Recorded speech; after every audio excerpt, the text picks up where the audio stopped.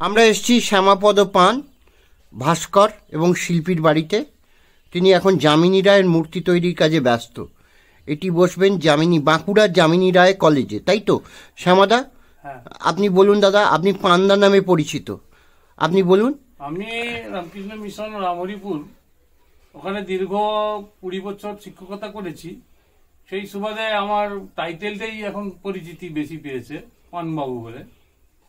তো রামকৃষ্ণ মিশনে ওখানে সমস্ত শিল্পকর্মটাই আমার হাতে তৈরি, মহারাজদের নির্দেশ মতো আমি কাজগুলো করেছি। আর বাড়িতেও আমার এই যে স্টুডিও, এখানে আমি আমার মতো কাজ করছি। এই যে কাজটি, এটি একটি যামিনী রায়ের পোর্ট্রেট বানাচ্ছি। এটি বসবে বেলিয়াতোড়, যেখানে যামিনী রায়ের জন্ম, সেই বেলিয়াতোড় যামিনী রায় কলেজ, সেই কলেজের ওই মুক্ত মঞ্চের পাশে এটা বসানো হবে।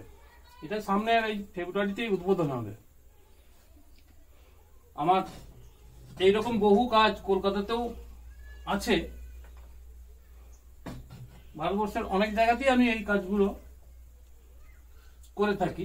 বড় বড় মুরাল টুরাল এইসব কাজগুলো, এই কাজগুলো করে থাকি। কিন্তু আপনি তো শিল্পীও, ছবিও আঁকেন। আপনি তো ছবিও আঁকেন। হ্যাঁ, ছবিও আঁকি। ছবি না আঁকলে তো ভাস্কর্যটা ভালো আসে না।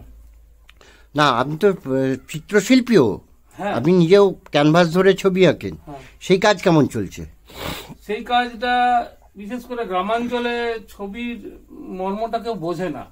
কারণ এখন যা অবস্থা, একটা যদি ফটোগ্রাফে প্রিন্ট করে বের করে দেয়, সেই ছবিটা যদি 100 টাকা দাম হয়, সেখানে 10,000 টাকা দিয়ে কেউ কিনবে না।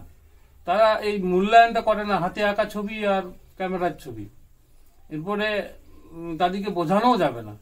ফলে আমি ওই পেশা থেকে আস্তে আস্তে সরে পড়েছি। এমনি প্রয়োজন হলে বাইরের ছবিও আমি আঁকি, প্রচুরই আঁকি, কিন্তু এই লোকাল মানে ইয়েটা নেই আর কি, চাহিদাটা নেই। সেই জন্য আমরা এই মূর্তিকলাতেই বেশি। এই মূর্তি তৈরি করতে আপনার কদিন সময় লেগেছে? লাগে আপনার প্রায় 2 মাস লাগে। কারণ এটা প্রথমে মাটির বানাচ্ছি, এই মাটির পরে এর গায়ে পুরো প্লাস্টার অফ প্যারিস দিয়ে এর ছাপটা নিয়ে নিতে হয়, মোল্ড। আপনার মোমের পুতুল নিশ্চয়ই জানেন। মোমের পুতুল কিভাবে না, প্লাস্টিকের পুতুলের ভেতরে যেমন মোমটা গলিয়ে ঢেলে দেওয়া হয়, তারপরে সেই মোমের পুতুলের ছাপটা চলে আসে, সেরকম এটাও প্লাস্টার অফ প্যারিস দিয়ে ওই ছাপটা নিয়ে নিচ্ছি। তারপরে ভেতরে এই নরম মাটিটা, এটা তো পুরো নরম আছে, নরম না থাকলে এই মাটির মধ্যে সিঙ্ক আসে, যখন জলটা বেরিয়ে যায় তখন এই শেপটাই চেঞ্জ হয়ে যায়। সেই জন্য আমরা মাটি নরম অবস্থাতেই ওর মোল্ডটা নিয়ে নিই। তারপরে সেটা মাটিটা বের করে সেই ভেতরটাতে আমরা পাথর, বালি, সিমেন্ট এবং রড দিয়ে আর্মেচার করে সেটাকে কংক্রিট করে দিই। এইভাবে কাস্টিং করে আমরা মূর্তিটাকে যাতে দীর্ঘস্থায়ী হয়, সেইভাবে আমরা এই মূর্তিটা বানাই। ছাঁচের কাজটা কবে হবে? এটা আগামী পরশু দিন করবো। আগামী পরশু দিন, যেটুকু এখনো বাকি আছে, আমরা ছবি কি বাকি আছে এখন, একটু ফিনিশিং এর বাকি আছে। এরপরে হয়তো আমরা ছবি তুলবো এবং তার সাথে মেলাবো, মিলিয়ে দেখবো যতটা পারফেকশন আনা যায় সেটা করব।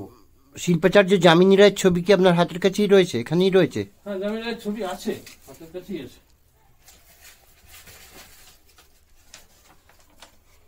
এই একটা আছে, এটা আছে, আচ্ছা, আর এই একটা আছে। এই ছবিগুলোকে আমরা কম্বিনেশন করে করছি। মোটামুটি ফেব্রুয়ারির মধ্যে মনে করা হচ্ছে কাজ শেষ হয়ে যাবে। আর এই চশমাটা আমি করেছি এমসিল দিয়ে, M seal one type of fibre glass, এর ভেতরে তার দিয়ে আর্মেচারটা করে এমসিল দিয়ে তারপরে ফিনিশ করা হয়েছে। এটাই ফিক্সড করে দেবো, নচেত এটা আবার মেটালের করা যাবে, ওই শেপটা করে দেওয়া যাবে। এখন আর কি কাজ হচ্ছে? এটা কি করছেন? এটাও একটা পোর্ট্রেট আছে, কই দেখি। এটা কার?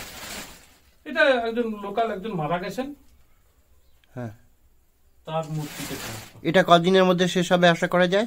এটা ওই একই সময় লাগবে, দিন 15-এর মধ্যে। আমরা যখন করি, আমার আরো 2-1 জন সহকর্মী আছে, অ্যাসিস্ট করে আমাকে। হ্যাঁ, হ্যাঁ, আপনার গুরু কে ছিলেন? আমার গুরু, প্রথম গুরু হচ্ছেন আমার উৎপল চক্রবর্তী। মানে আমাদের তরুণ চক্রবর্তীর দাদা? হ্যাঁ, উৎপল চক্রবর্তী। উনি না এলে আমরা এই শিল্প জগতে আসতে পারতাম না। ও, শিল্প জগতে আসতে পারতাম না।